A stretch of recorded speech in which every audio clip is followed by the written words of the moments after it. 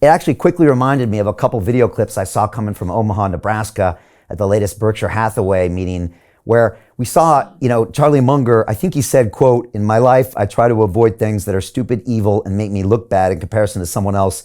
Bitcoin does all three." And then, of course, Buffett chimed in and said, "If you told me you owned all the Bitcoin in the world and you offered it me for $25, I wouldn't take it."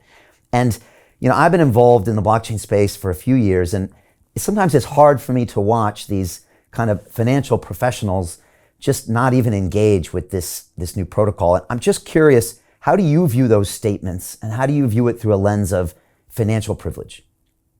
Just disconnected from reality. The reality is something that is obscured from most Americans and Europeans, Japanese, folks in Australia, New Zealand, Canada, people who have a strong currency at home, which might inflate, but not usually until about a year ago, not usually in a noticeable way in modern times in the last 3-4 decades.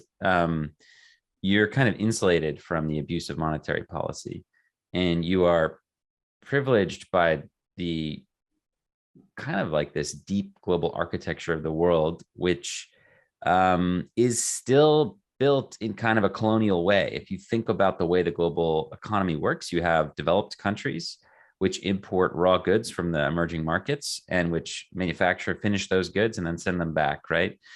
In many, many ways, the West still imports things like metals, oil, energy from like less developed countries, and they kind of accrue a lot of those benefits, and their currencies, in many ways, therefore, are much stronger, because currencies like the dollar end up pricing the energy markets, and end up being the bedrock of the financial markets, and the dollar and euro and yen end up being the reserve currencies that central banks want and that banks want to work with. They accrue so many benefits that just aren't there for the rest of the world. Only about 1 billion people, a little more than 1 billion people, live in a country with a native reserve currency. So close to 7 billion don't have that, right? So about 87% of the world lives in a country that either is an authoritarian regime where you don't have property rights, no FDIC insurance, no one's gonna protect you in court. The courts are owned by the state, right? Or you live in a country with a weak currency.